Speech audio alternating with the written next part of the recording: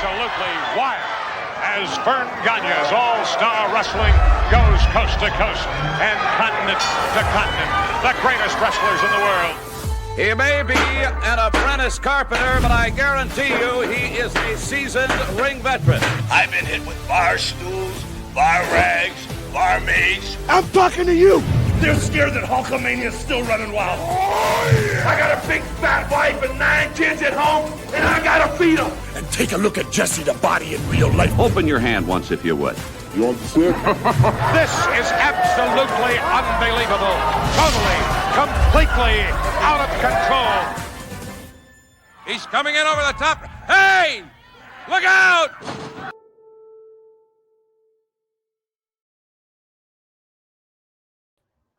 Hey, look out is right. Welcome back into AWA Unleashed. We are the preeminent #1 podcast dedicated to telling the stories and reliving the memories of the American Wrestling Association. It's the territory that we like to think is one of the best in the history of the wrestling business. My name is Chris Tubbs. You see that. You see Slick Mick. You see Polish Joe. And guys, we're just going to jump right back into it because this is part 2 of our conversation with Justin Race, the son of legendary Harley Race. And, for those that, wrestling fans throughout the years, that there are legends and then there are legends. And this is not a word that you throw around loosely when it comes to Harley Race. Very much fits that. And we got some great stories from Justin last week about what it's like to be the son of Harley Race. And especially when things are, it was still back in the kayfabe era. I mean, everything, cat's out of the bag. We understand all of that, this, that, the other.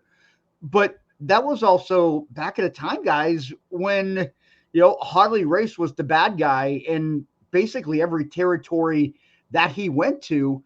And to hear it from his son's perspective, I just thought was really cool to kind of get the sense of what it's like to be in that situation as a family member, not necessarily Harley himself. Chris, it reminds me of when we had Barbara Goodish on the show, and she was talking about Bruiser Brody at home and, the diametrically, opposite images that you have of a guy. Frank. And he was Frank. Yeah, absolutely. And Justin's stories about his dad are just phenomenal. And we're going to be talking more AWA this weekend. What's interesting about it, let's can we bring Justin back in? And hey guys. Hi, Justin. Welcome back. Hello out there in TV land. In TV land, yep. Yeah, or YouTube land, or whatever they call it nowadays. This is what I find fascinating.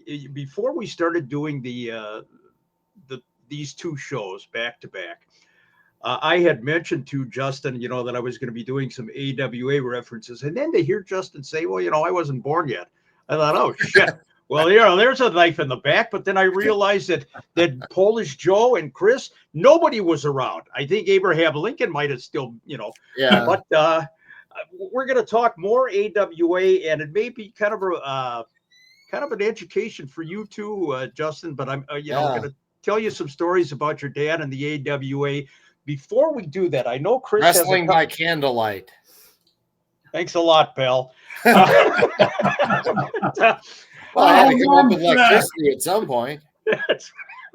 We're going to put up a couple of pictures, Chris. Oh, hey, my mom's back. Hey, there she is. Hey, Mom. Welcome back. There you go, the star of the show. There we go. Mom. And my name is Ivana. Nice to see you again, and here we go. Chris has a couple of pictures, Justin, before we talk about the AWA. My relationship with your dad. And this one, God, look at me. What the hell am I thinking there? Wow. This goes back mere 35 years. And the reason I put this up, this was on your dad's return to the AWA about 1989, 1990. Mm-hmm. And, we had talked on the last show, did your dad ever wrestle babyface? Well, this particular evening in Rochester, Minnesota, he was wrestling Larry Zbyszko. Oh. And Larry was the AWA champion. Harley had come back to the AWA, and Harley was clearly the fan favorite. They hated Larry Zbyszko with a passion. Yeah. But the reason I put this up is because from a personal perspective, and not to mark out here, but to interview your dad after being such a fan of his for so many years was such an honor. I was literally in awe. And what was great about it, Harley asked me, what is this for? And I told him it's for Minneapolis TV. And your dad said, what do you want to talk about? And I said, let's, you talk for 2 minutes about Larry Zbyszko, we'll be done and gone. And he said, that's fine. I said, I'm going to put the microphone in front of you, Harley, you roll with it. And he did, not a glitch. And I'm telling you, to this day, that is one of my favorite experiences in wrestling. What a respectful guy your dad was. Yeah, he was. One of the things that he could do, that he was so good that he could wrestle. And this is another thing that Tony Atlas told me about him. He could wrestle anyone's match to make them look good. Yeah, sure. Whatever their best moves were, he'd let them do it all, as much as they wanted. Again, he'd let them beat the hell out of him for 58 minutes. But he always, and even, when you were talking about promos, he was a consummate professional, and he knew what the fans wanted to hear, what the fans wanted to see. And that's why probably he asked you what you wanted to talk about, because if you didn't have any suggestions, he probably had a few. He had just wrestled Zbyszko, and it was so easy for him. And there was no real discussion. What are we going to talk about? They were setting up a rematch. I'm not sure if it ever happened or not. I don't recall. But yeah, I say to your dad, talk 2 minutes about the match with Zbyszko here. And he went up, boom, turned on the camera, and there it was. This is another great, I love this shot. This one, your dad had come back to the AWA in about 1983. And he was in for a short run as a heel. But here I am having your dad autograph a picture or a program from Minneapolis. And he's got, Harley Race. He assigned the picture to me. And I remember your dad's response. I think I was showing him a program from 1965 or something. He was just blown away, and he said, I wrestled so many thousands of matches. I don't remember this. So I kind of had to enlighten your dad a little bit, but he said, the memory, he couldn't believe that almost 30 years or 25 years had gone by. Wow. That's amazing. I remember that shirt of my father's. Okay. You can't forget those collars, that's for sure. The disco era. Hey, Dad, Ted Nugent called. He wants his collars back.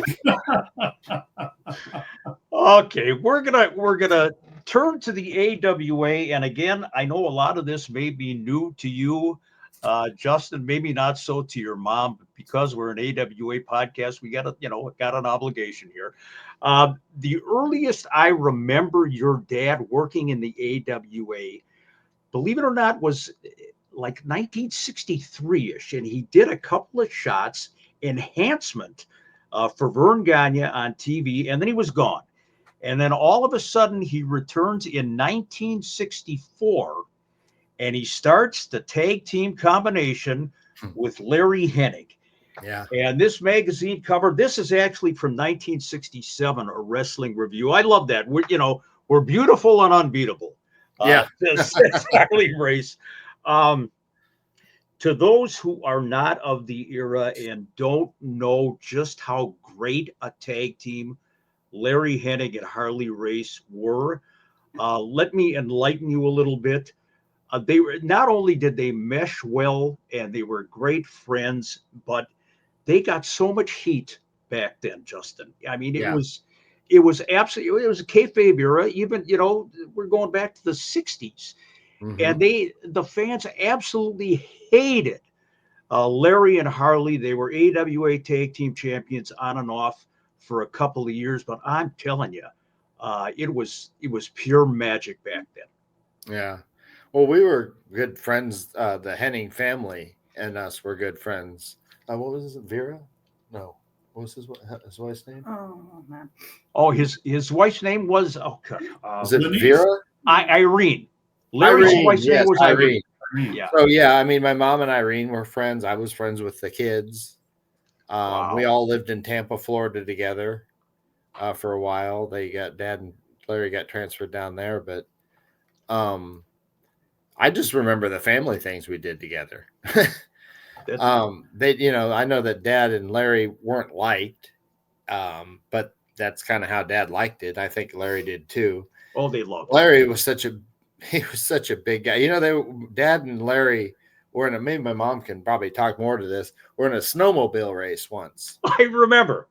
Yep. And Dad's machine quit like 200 yards into the race, and he was so happy they didn't have to go. Well, Larry, who first of all outweighed the snowmobile by 30 pounds, made the whole trip. When was it? From where to where? It was Winnipeg to St. Paul. Well, yeah, that's what she just said. Minneapolis to Winnipeg or St. Paul to Winnipeg. Yeah. But Larry made it the whole way. Got frostbite and everything else to show for it. But yeah, he was bigger than the machine. And my dad's machine quit, and he was very happy that his machine quit because he didn't want any part of that snowmobile race. He was just doing it for publicity. Oh my God, legendary. So we spend a lot of family times together with them too. Dad and Larry, when we lived in Tampa, Dad and Larry loved to go. This is funny. They love to go spearfishing, scuba diving, spearfishing. And now again, you're talking about the 70s, so laws are a little looser. But as with anything else that you hunt, there's a limit, your daily limit. Well, Dad and Larry generally got way over their daily limit. And so either Kurt and I, or what was the other son's name?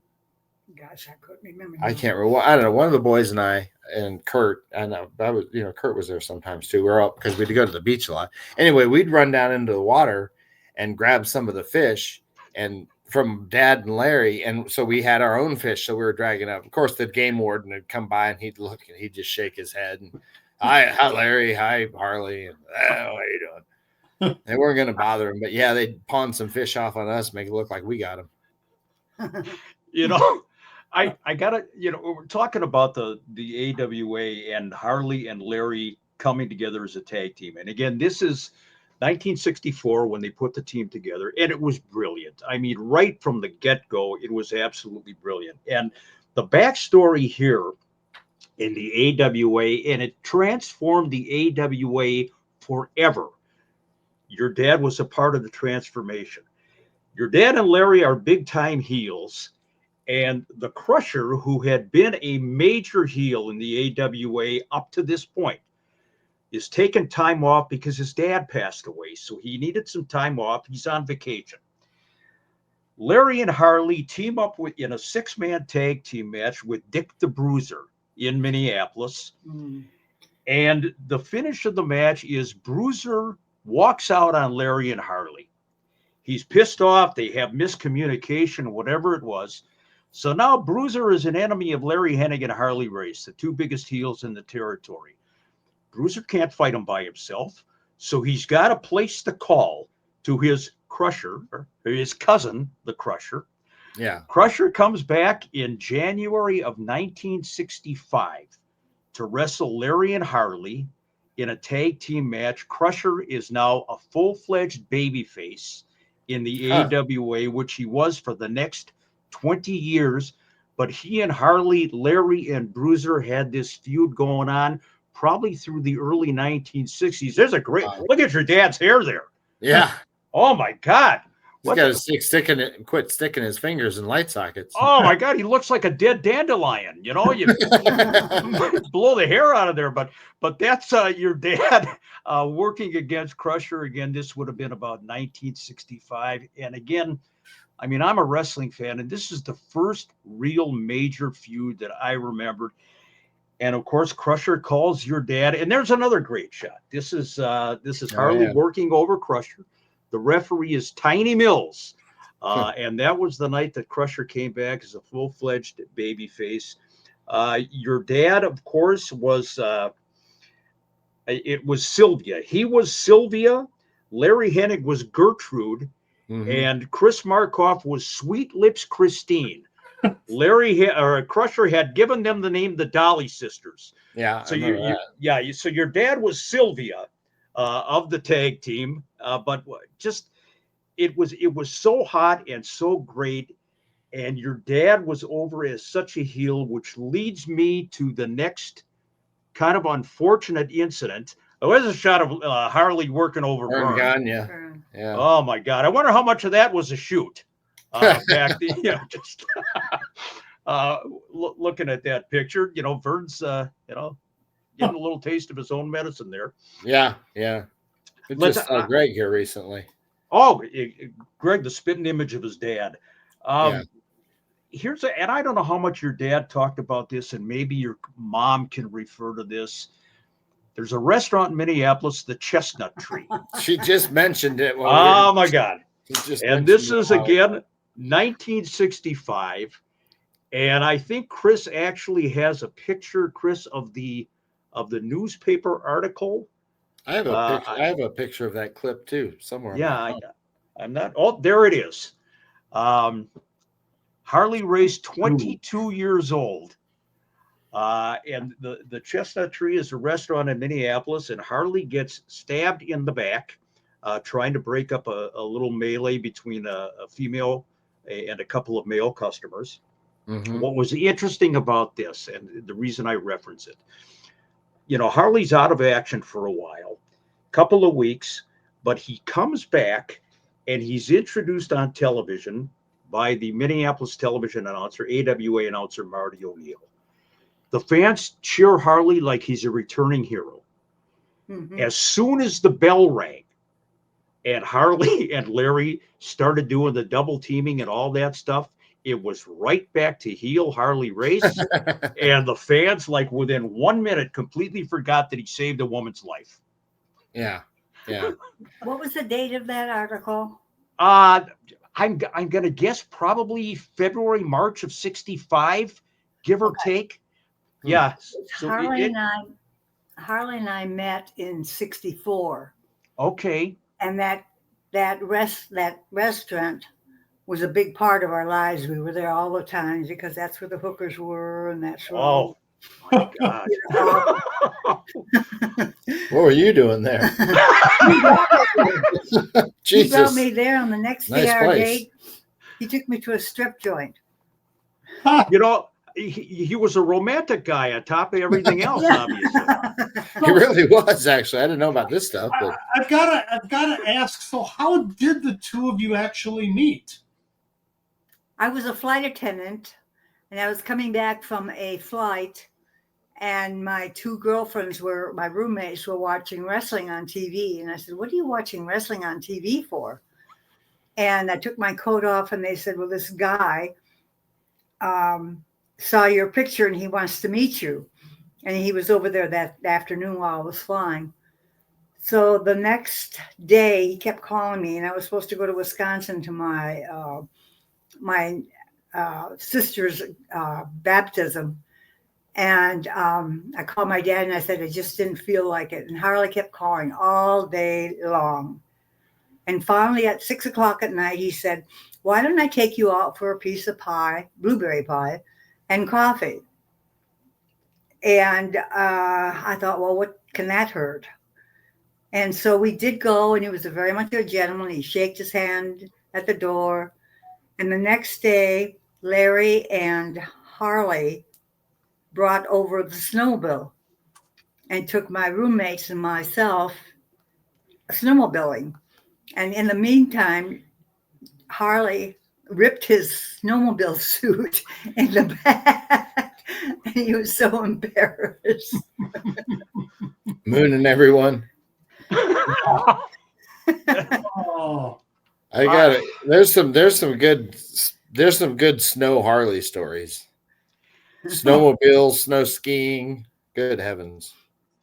I think one of the funniest things in snow skiing was when we a couple of friends of mine or ours went snow skiing, and we were so much better than Harley. Nobody puts up Harley Race. My God.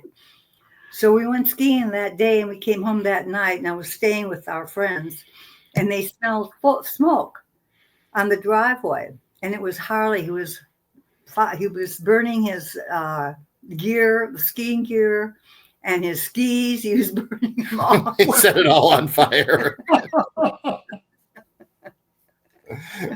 Oh, He was. I mean, things like that. There's little stories about him that, I mean, like I'm writing a book. It's called "Don't Tell Your Mother." oh my God. And it's about exactly what you would imagine. All the things that Dad and I did. That I do podcasts. I'll tell a story, and later I'll talk to her, and she'll be, "You guys did what?" I said, "Well, he told me not to tell you. He didn't say tell you when I was 40. He said no, tell you. So I never told you." But we had a lake house. There's things like that, like burning his skis. We had a lake house, and on the locks on the front and the back door, on the inside there was this thing you could put it to no. So that meant that even if you unlocked the lock from the outside with the key, it still wasn't going to open the door. The no was like for when you were inside the house. Well, somehow they got put on no, and we went down there, and he couldn't get the door open, and she's getting ready to call a locksmith or something. He just kicks the door in. Of course, the frame and everything goes with it. And he said, "I'd rather play a carpenter to come fix this goddamn door than sit here and wait for a locksmith." At least a carpenter. He's like, well, at least a carpenter can come over and fix this door whenever he wants, and I can go enjoy myself. I don't have to sit here and wait for a locksmith. So he kicked the door in just so he could start enjoying his weekend. Hey, man's got to do what he's got to do. Yeah. But he was just crazy. But yeah, I mean, there's just all these little stories that, I mean, mom was there, mom wasn't there sometime, whatever. But yeah, he was just one of those people that everything he did was funny. We met when he went into the NWA, he and Larry, in 64. No, Okay. they were in the AWA. Or AWA. Yeah. And we were in, and that was right after I had met Harley. And he gave me all kinds of warnings that to put it briefly, if he couldn't get in my pants in 2 weeks because he was going to Colorado and I was going on a trip. Wow. And we saw each other in the O'Hare Airport, one aisle over, and he says, "Hey, Head Benny." I looked over and there's Hennig and Head and me and Harley. And oh God, there's so many stories.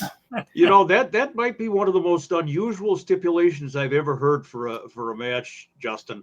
Getting into somebody's pants within 2 weeks. I think that might be a first for pro wrestling. What do you think, Joe? Who knows? Guess what? He didn't. Hey, that's fine. These should come under the label of "Don't Tell Your Son." Oh my God! I could write a book now too. What are things I don't want to know? Oh man! Hey, all these years later, Justin, you're learning some stuff. Oh yeah. I mentioned the Crusher and Bruiser situation with Larry and Harley. I mean, that was the dominant feud in the AWA for a couple of years, early 60s or mid 60s. But it was not only Crusher and Bruiser. I mean, Larry and Harley would get involved with Vern Gagne. They would get involved with Igor. They would get involved with, any number of people. But it was always the same thing. It was always the same result. They were selling out the building. It was always which team is going to finally be the team to beat Hennig and Race. It was all about the chase. It was all about, the heels holding on to the championships. It was magic. It was total magic back then. Well, and it was back in an era when my father and Ric Flair could keep people on the edge of their seats for a solid hour. And they didn't have a ladder in the ring. They didn't, they didn't do a whole heck of a lot. I mean, a lot of it was headlocks, arm locks, arm bars, holds, submission holds. And yet they kept people on the edge of their seat for an hour. Mm-hmm. And like Dad said, nowadays, and this is, of course, before he died, nowadays it takes them 20 minutes to get to the ring for a 5-minute goddamn match. Yeah. Yeah. I saw your slogan there at the beginning, "Run, don't walk." Well, Dad got so fed up with what the WWE was doing or whatever. That was the name of the motto of his school was "Shut up and wrestle." Oh my God, Nice. love it, love it. Oh, there's a great shot. That's the Indian Deathlock. Well, I have to finish my story. What? Oh yeah, absolutely. My story is after we went snowmobiling that night, Harley came over with flowers and candy. And he said, I'm going to take you out for dinner. Guess where he took me? The strip club. That joint, the stripper. And then after that, it was the Chestnut Tree. We lived at the Chestnut Tree. Boy, you really that's the life of a princess. I mean, Harley's taking you to strip clubs and the Chestnut Tree. You know, I talked another old wrestler that loved Harley was Eddie Sharkey. Yeah. Oh yeah. And Eddie, I mean, to this day talks about, you know, they would get into riots. You know, the fans would hit the ring, and he would talk about it was him and Harley, not Larry so much, but him and Harley were just knocking people over like bowling pins, getting their way back to the locker room. They didn't care, just one shot here, one shot there. Nobody was suing anybody back in the day. But oh God, Eddie Sharkey to this day, you know, Eddie's 89 years old, and he still talks with absolute love about Harley. That's cool. Wow, that's great. Wow, I don't know the last time I've seen him. He stood up at our wedding. Eddie did. No kidding. Uh-huh. Wow. Yeah, Eddie, and God, who else was back there in the day? Eddie, Rene Goulet, I think, was part of the the crew once in a while.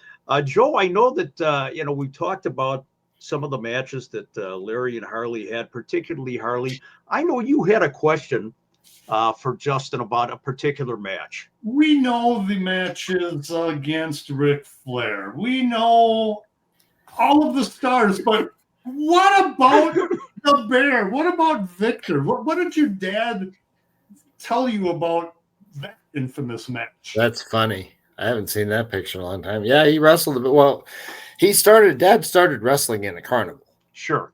And that's where he originally started wrestling in Bear. And the bear had claws, and what I mean, it wasn't just a wild, ferocious bear, but it wasn't nice. Yeah. And it had claws and whatever. But yeah, he wrestled the bear in the carnival, and then that kind of went. I think he wrestled the bear a couple of times in Florida. Yeah, didn't he? Yeah. It was just another thing that they came out with that kind of transferred over from the carnivals to actual pro wrestling. But this is again, I think this is 1967, and again, I'm dating myself, and God, I hate to do that, but what the hell. I was at the match where your dad wrestled Victor the Bear. Yeah. And Dick Beyer, Dr. X, Destroyer had several matches with the Bear.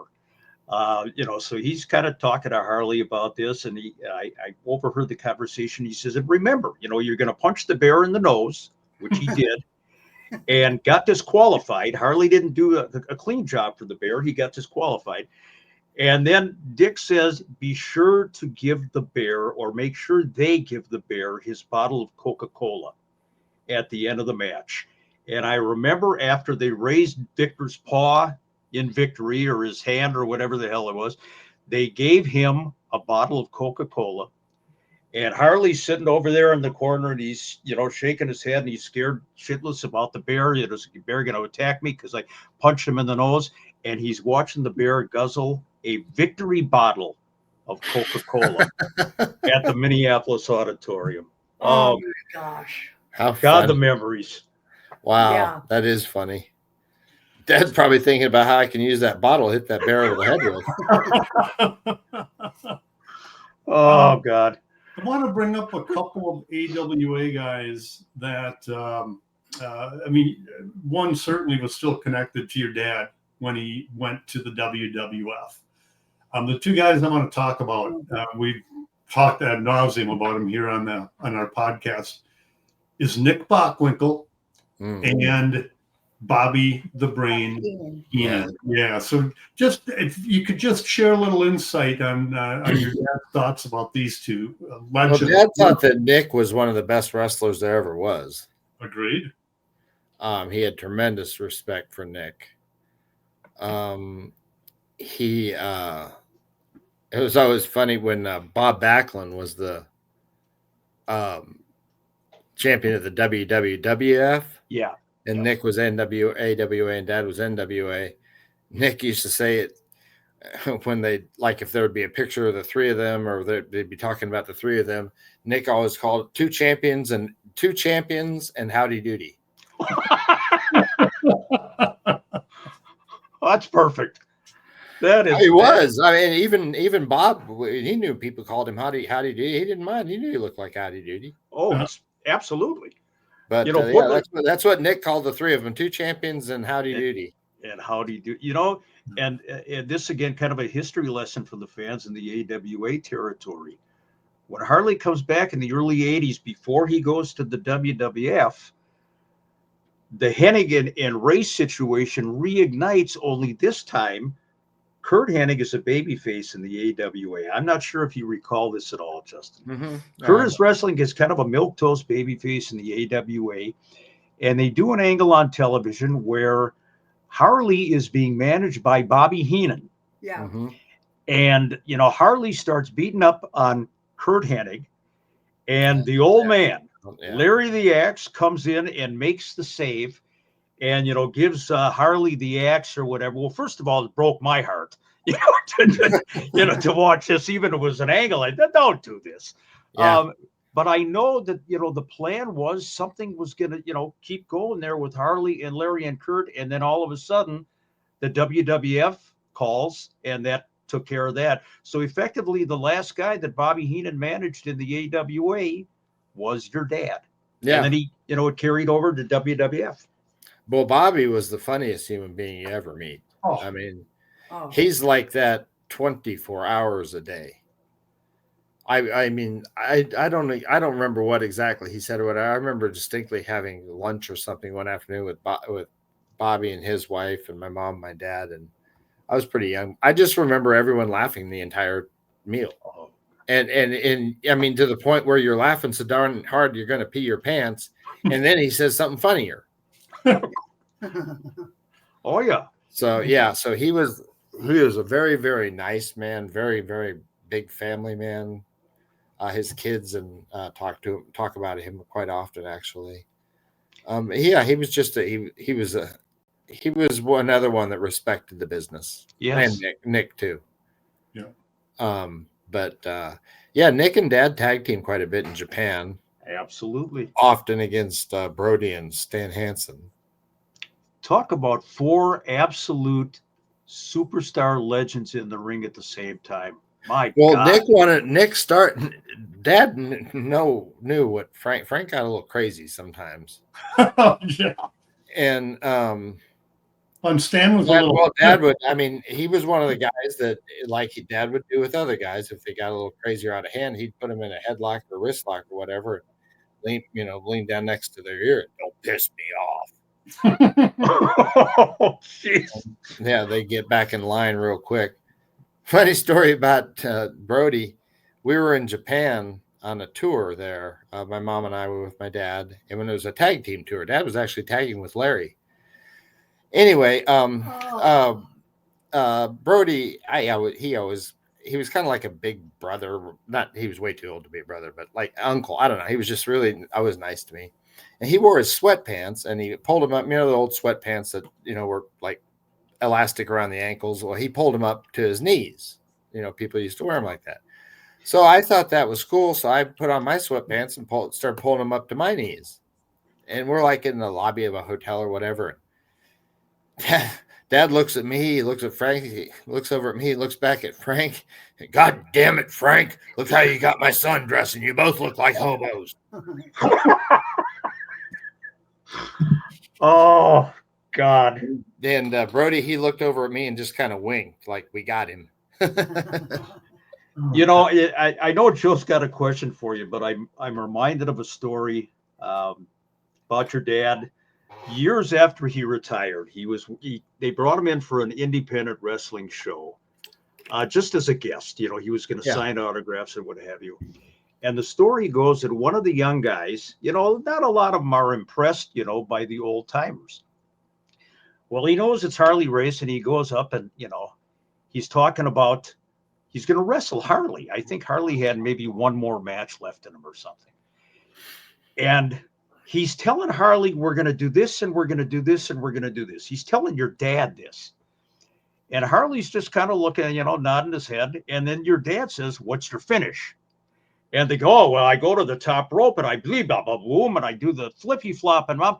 And Harley said, that's great. You do that and I'll move and pin you.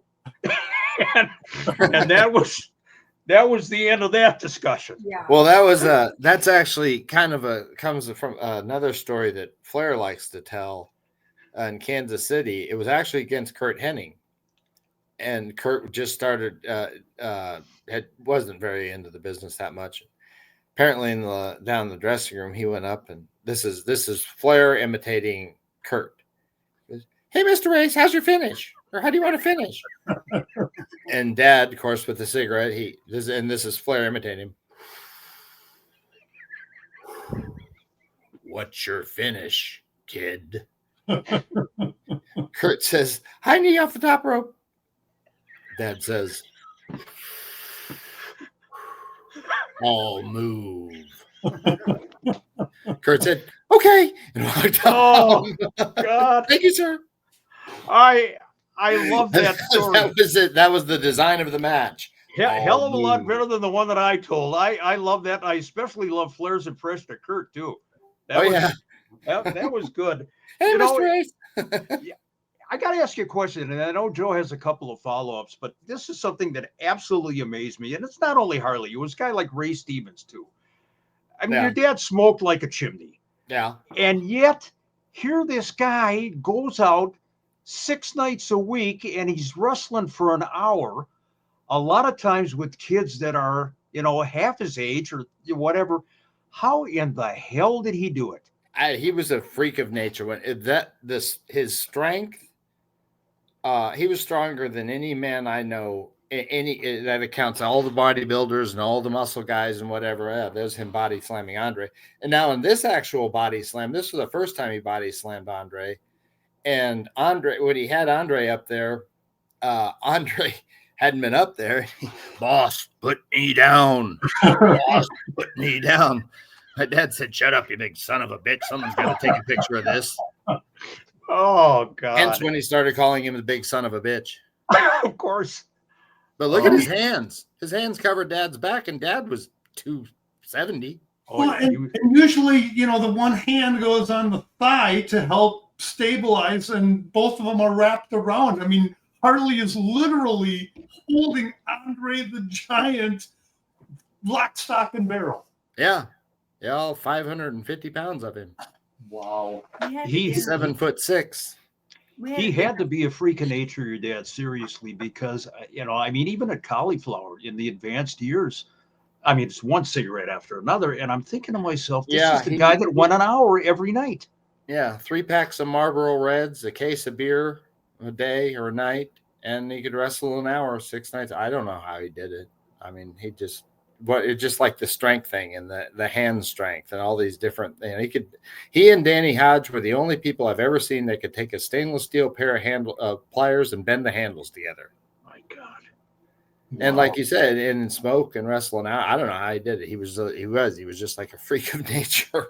Anybody smokes that much, first of all, dies when they're 30. Yeah. And second of all, certainly doesn't participate in any sort of athletics. Right. So I don't know how he did it. So, Justin, your dad had a reputation, shall we say, of living large. He was like, dare I say, a bit of a daredevil. but by all accords. You got any stories of his? You ever ridden with him? No, but I'd love to hear about it. Good heavens! I think driving back and forth between Kansas and St. Louis, I can't tell you how many times we went flying around the snowplow in a foot of snow. Oh my God! Just around the snowplow. Snowplow's flashing his lights. Dad, he was a daredevil. He was crazy. Whether it was a boat, plane, or car, he just made whatever it was. It had to go as fast as it would go all the time. God, give me the talent. One of the great. Oh, I love one of this the story. great quotes. You're to Joe's point, your dad's escapades outside the ring were legendary. I've heard so many stories. If the guys would say if a town was 6 hours away, and and they needed to be there, Harley could make it in 2 hours. Oh yeah. Tito, I got a couple of stories, but one that just comes to mind, Tito Santana, I was with him here a couple months ago, and he was telling the story to some other people. I hadn't heard it before, but he bought some sort of a Cadillac, Eldorado, whatever. This is in the 70s. 76 Eldorado. Not Dad's, Tito's. Oh, Tito. Tito bought a Cadillac, and Dad doesn't ride with anybody. He didn't care whose car it is. He's driving. So he's driving Tito's brand new Cadillac, and Tito said all he could do for 200 miles or whatever it was to the next town was keep looking at my dad and going, Harley, this car won't go any faster. You've got the thing on the floor. It's not going any faster. Oh, God. So as far as, Daredevil, we were in Somewheresville, Carolina. Dad had wrestled Rick. And back then, Dad had a Jeep Wagoneer. I don't know if you remember the old Jeep Wagoneers with the switch in the glove box that you could turn from green to red, turn on emergency four-wheel drive, so all four tires pulled at the same. It was like a tank. Well, Flair liked my dad, so he bought Dad's, and Dad bought a new one. So we leave this wherever we were, and Rick's in front of us, and he pulls up and stops at a stoplight. Dad pulls up behind him. He looks over at me and gives me that grin and the wink, opens the glove box, turns that thing on red, touches bumpers with Flair, and pushes him through the intersection.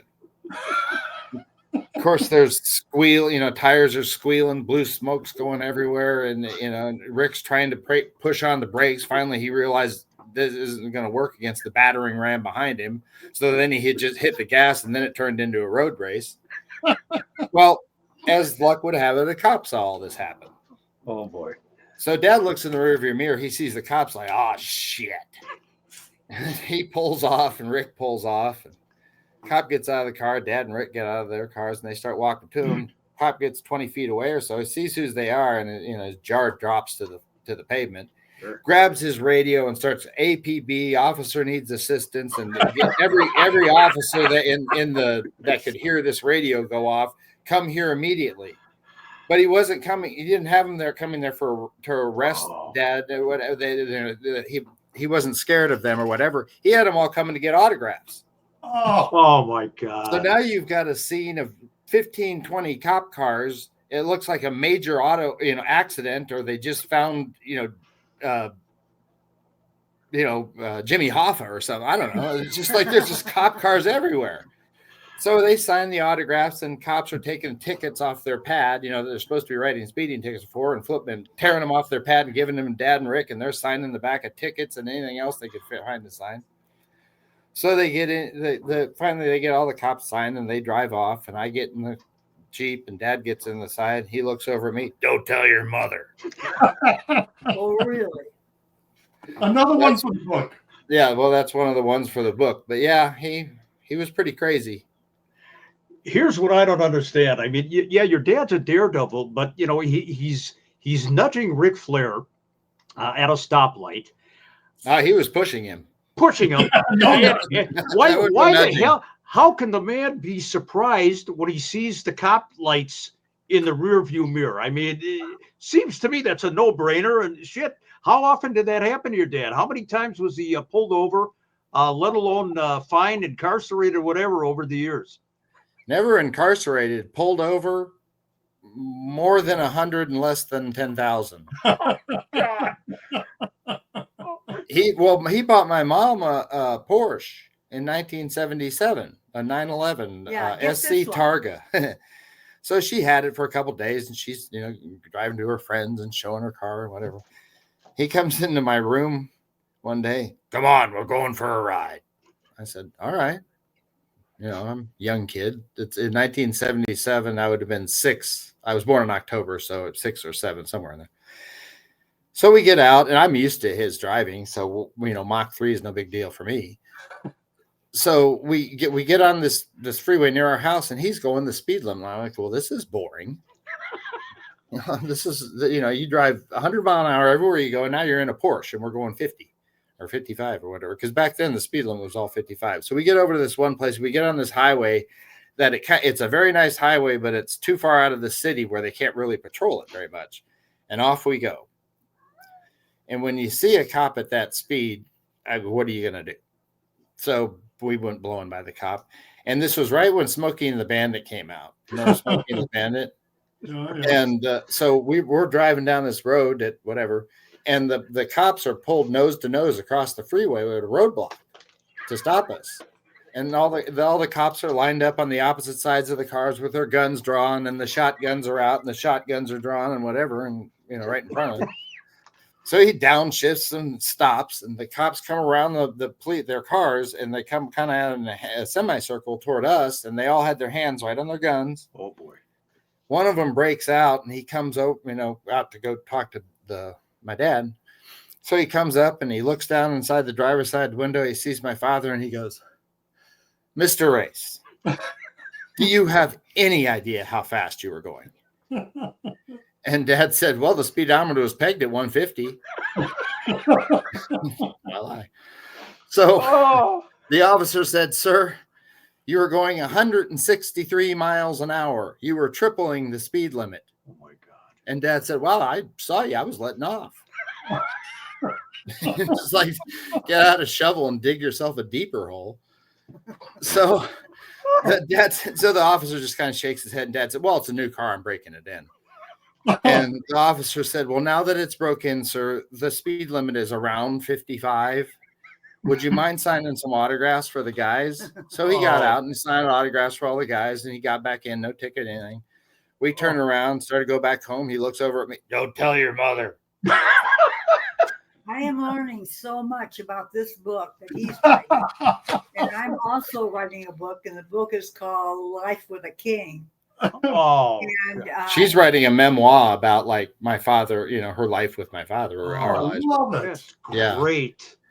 And then mine just a bunch of stories about going 163 miles an hour with a 6-year-old in the car.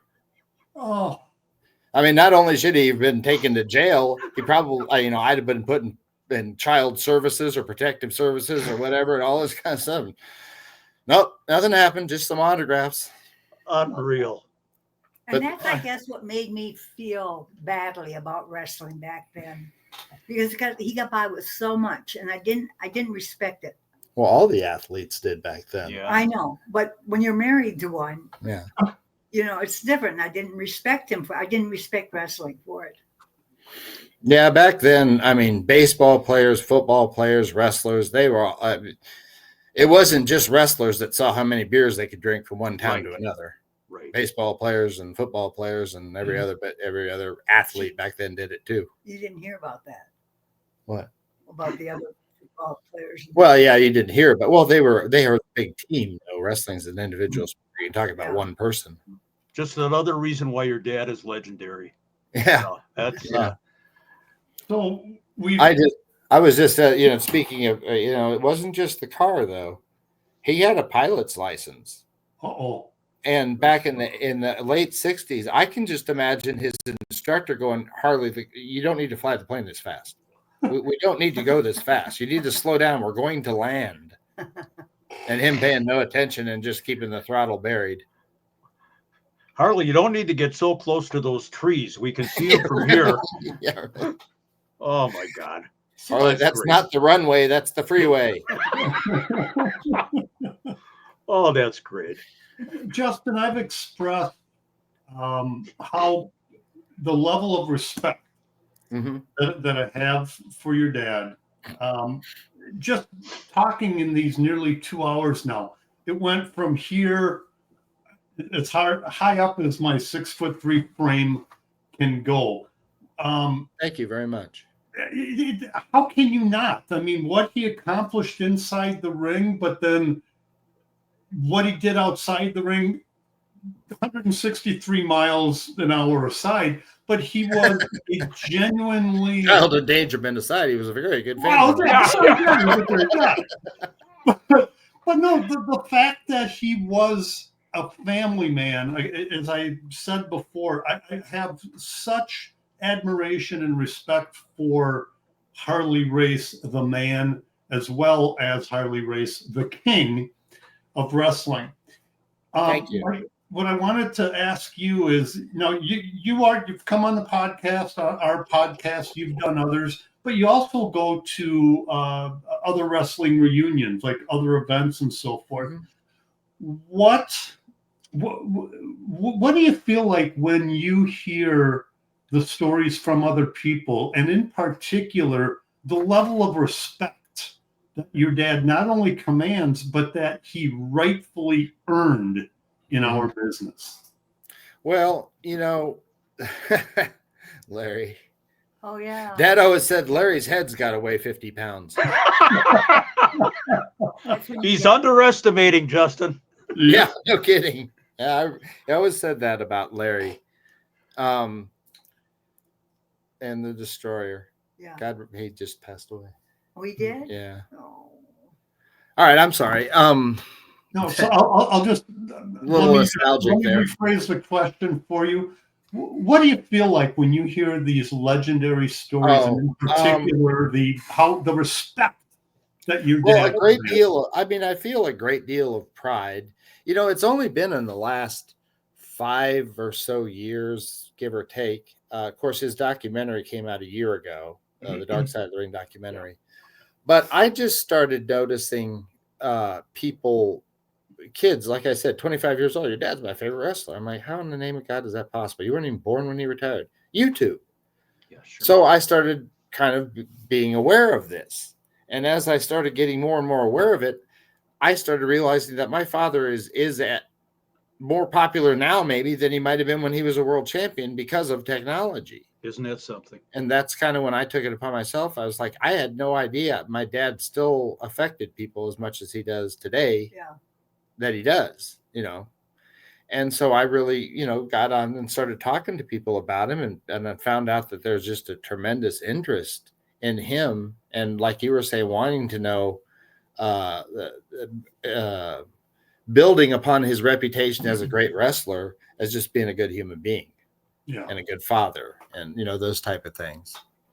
He left one incredible legacy, and to quote Gordon Soley, the late Gordon Soley, one of the loved this description when your dad, who gave without a question, he would drop the knee on the guy's forehead. Mm-hmm.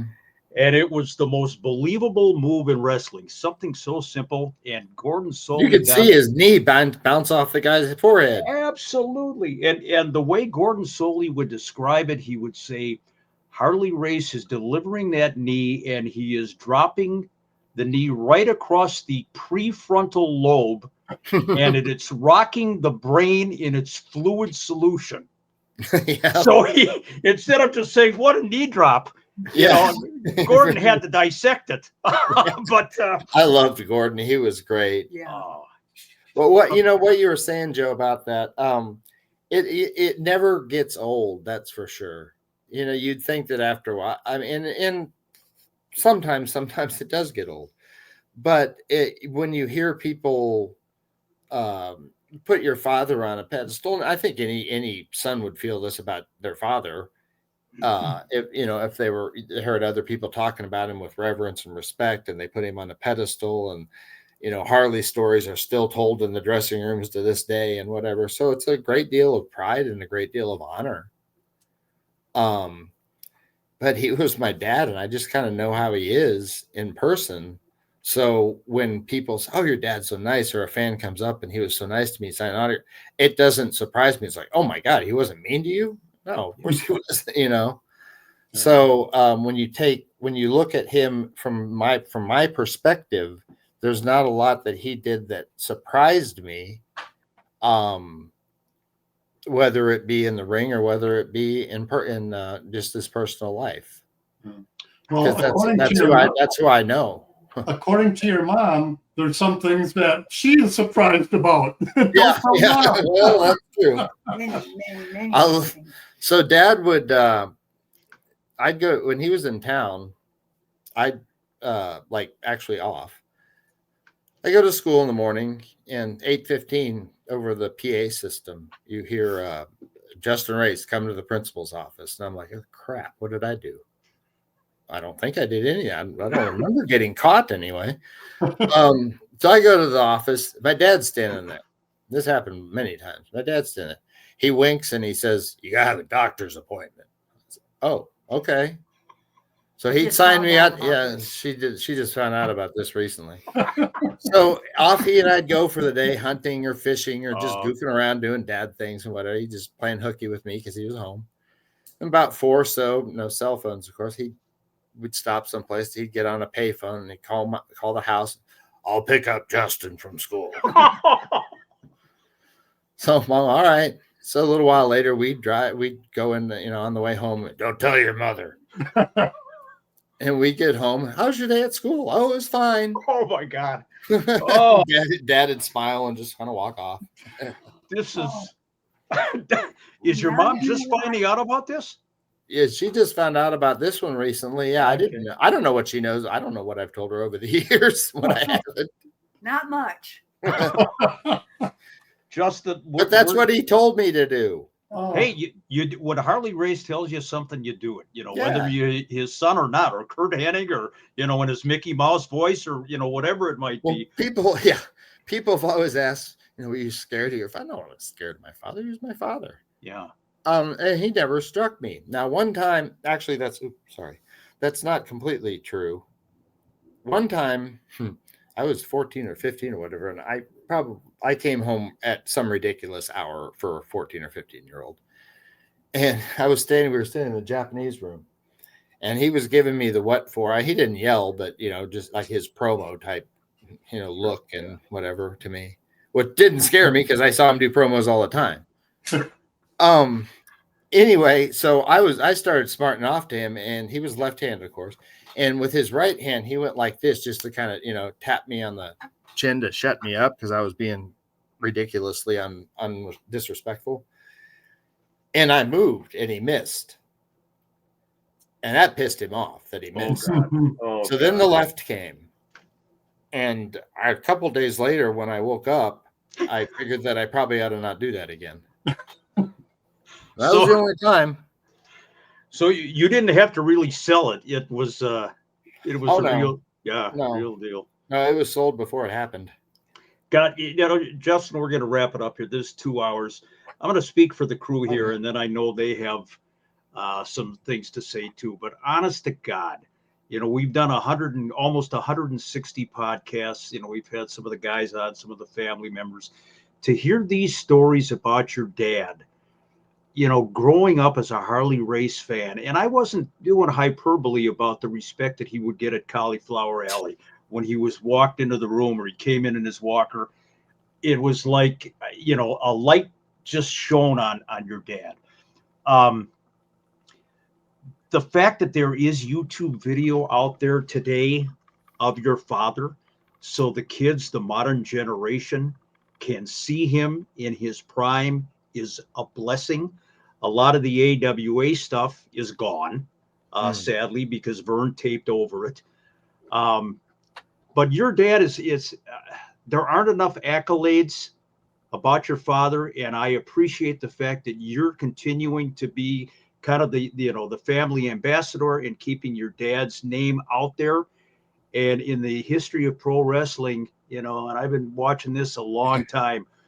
If there is a Mount Rushmore, that guy right there he is going to be front and center. Wonderful, wonderful stories, and I so greatly appreciate your time. Well, you're very welcome. Yeah, that's a good photo of him. I pretty much remember when that was taken. He was that was well on into his life, that's for sure. Yeah. But I really do appreciate it. I appreciate your respect for him and for me and my mom. And I think that he would be pleased to hear people like you say the things that you do, because that's what his goal was. Wonderful. That was his goal. Coming into this interview, Who's talking? I had high expectations. I really did, just because of who Harley Race was but I can say that it exceeded my expectations to relive some of the things that Harley accomplished, but more so just to learn about him as the man, as I should say as the king, but as a father, as a husband, as a professional. You know, the rules that he had. And the one other thing that I have to say before I go, and it really is legendary. And there's three guys in the business that you didn't F with. That was Haku, Andre, and Harley Race. Now you take a look at Haku and Andre. Oh yeah, it's like, yeah, you don't mess with them. You take a look at Harley and it's like, man, this looks like some guy sitting at the end of the bar. But at some point in his career, I don't know when, but I know by the end of his career, he became legendary as one of those men that you didn't F with, and every other wrestler in the locker room knew that. So just, this is probably my favorite podcast. I just learned so much about Harley Race. So for both of you, thank you. Thank you. You're very Thank welcome. you. Thank you. Thank Anytime. you. That's very kind of you to say. And you know, for me, you know, Justin, I know you've got a lot going on in your life, and you know where you're at in Kansas City, and you know, keeping your dad's legacy alive, keeping the name out there. I didn't get a chance to see because I was born in '75. I'm Gen Xer here.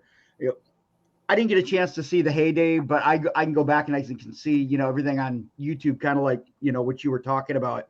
And I just believe we're now in a part, just in society as a whole, where you can look at somebody as an entertainer or a musician or an athlete or an actor, but then that's what they're doing. But somebody could be a great at their craft, be an awful person, be just like, a shitty human being.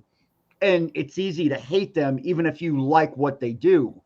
Yeah. But I think now that, the more that you say, you tell these stories about your dad and how people who respected him and liked his work as a wrestler now understand that, as much as you like him as a wrestler, there's even more there as a human being and as a dad and as a husband and as somebody with character. I think it's just so nice to hear things like that, because I do think that we're in an age where you can like somebody's work, but you don't respect them as a person. Yeah. And very rarely does it line up in the way that you were telling us today. So, I mean, it's an absolute honor to hear these stories, even from, the pup of the group. Yeah, I know. I really thank you very much. I think that technology has it's brought old school wrestling back. Yeah. Yeah. Even the kids, I mean, all ages. I think that now with the availability of seeing my dad wrestle back in the 70s and whatever, and then they see the product that they have now, which is successful, but I mean, good God, Dad used to wrestle Abdullah, and he'd have that thing, that swizzle stick thing stuck down in his belt and whatever, and he'd, behind the referee, and he'd gouge Dad in the head. Now they got a 10-foot ladder sitting in the ring before the match starts. Right. Yeah. Like, what the hell's that got to do with wrestling? Nothing. So I think that with technology, not only my dad, it enabled me to continue to take my dad's legacy even further through technology, because of, I posted a picture on International Professional Wrestling website when Dad was inducted last October, and Seth Turner, who runs that, a couple weeks before we were going up there for him to be inducted into the Hall of Fame, he calls me up. He said, that I was just a photo of me on one of those little bouncy things that babies are on, and my dad bouncing me on it. He said, your photo went viral. I said, what do you mean viral? He said over 70,000 people wanted to see my dad push me up and down on a little baby chair thing. Like, Jesus. Isn't that awesome? Yeah. So, not only has it helped my father and his reputation, but it's just helped all of old school wrestling in general. With the ability of people being able to go back and seeing those Super 8 films that are now on digital. Yep. And then they see what, the punishment that Dad went through and all the, I mean, he just let the people beat the crap out of him. And you just don't see that today. And it's a whole different world of wrestling. Yeah. Justin, there's sports entertainers and then there's pro wrestlers, and your dad was believable, and he was a man's man, as the story goes. For that hour that you watched him in the ring, or the half hour you watched him on television, even if you were a little skeptical, you had that suspension of disbelief because Harley Race made you believe. And I think that is your dad's legacy. I agree with the guys. What a great interview this has been. I did want to tell your mom one thing before we wrap it up here. On 13th and Nicollet Avenue in Minneapolis, there used to be a place called the Chestnut Tree. We referred to that. I don't know what's there now, long since torn down. But this podcast has motivated me to go down to the corner of 13th and Nicollet. I don't know who's there, who isn't there. And I'm going to look for the strippers. I'm going to look for the hookers. And I am going to take a moment of silence for Harley Race. Well, there you go. Thank you. That's funny. Great stuff, man. Thank you so much, both of you. Oh, well, you guys are very welcome. And folks out there, thank you for watching. Thank you. I speak for my father when he says thank you for all your support, all the years that he was there, and thank you for your continued support now. One final question: when are the books? When are you expecting the books to be available? In a couple of months, maybe a little. I'll let you all know. There'll be a lot of publicity. I'd like to come back on, actually. Oh, absolutely. It's just writing a book. Open invitation for you guys. Oh, well, thank you. Books are writing a book is a lot bigger of a project than you think when you start taking it. So it's just been between publishers and editors and whatever. It's been delayed a little bit longer than it's taken longer than I wanted to for it to come out. They'll be out soon. Looking forward to it. Thanks again, buddy. Absolutely. You guys, thank you very much. You all have a nice evening. Thank you for your support. I really do. Appreciate it. Take care, bud. All right. Thanks, Yvonne. All right. See you guys. Bye. All right. There they are. Justin Race and his mom, Yvonne. Wow. And man, the stories, at the end, I was off, quite a bit, but then I saw myself with the twinkle in the eye, just watching Justin and the pride that he has for his dad and his dad's legacy. I mean, I hope that people will come away feeling the admiration right now that I do, because I mean, if you're going to take the reputation of Harley Race and you're his son, I mean, to me, it's like you got to be really careful, because that is a legacy that you don't want to do anything to. But I mean, he has just taken it and just expanded on it. And I think he's right. I think right now, I just hope Harley appreciates just how over to everybody he really is right now. I mean, not as the wrestler, but as the human being too. Chris, there's a lot of bad things about the internet and a lot of shit out there on YouTube. A lot of shit, yeah. But there's a lot of really great stuff. And in that great stuff is Harley Race.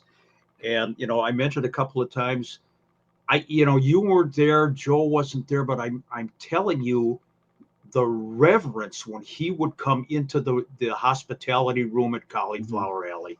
You got everybody milling around, and all the guys are glad handing, and they're drinking, and they're signing autographs.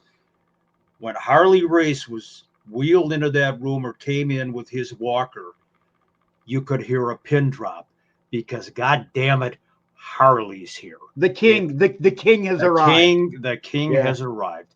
Great stuff. I gotta give the respect to Justin. Yeah. Because he, after just spending these 2 hours with him, he has continued what I believe was what Harley Race was like. Now, I don't think Justin is driving 163 miles an hour in a Porsche, doing some of that crazy stuff. But as far as being a genuine, respectful human being, Justin, you, at least in these 2 hours, and I got to go out and look for other podcasts, and you're damn well right. I'm going to be buying that book. Yeah. But kudos to you. Your dad would be proud. Yes, I don't think there's any question. Good job, Joe. Good job. You know what? You know what I hope, Chris and Joe? I hope that somehow Lenise Hennig, Kurt's widow, gets to see this podcast and can hear Justin doing Ric Flair's impression of Kurt Hennig with that Kurt Hennig on helium. This podcast had everything from hookers and drinking and buying. How cool is his mom? Getting in my pants within 2 weeks. She's a sweetheart. But I gotta tell you, but he didn't do it. He didn't. He didn't succeed. God, what a podcast! I hope everybody's enjoyed this as much as we have. Let's get Justin back on again. Yes, absolutely. And I just screwed up the ending because you guys had a good ending, and I just screwed that up. No, there's no throwing any, our usual little one-liners out. No, but for the king, let's just end this, and I'll say it again. Harley Race is now with near, if I can't put him at the top of my list because I got the Crusher there, but Harley Race, you've shot up. You deserve the label as the king.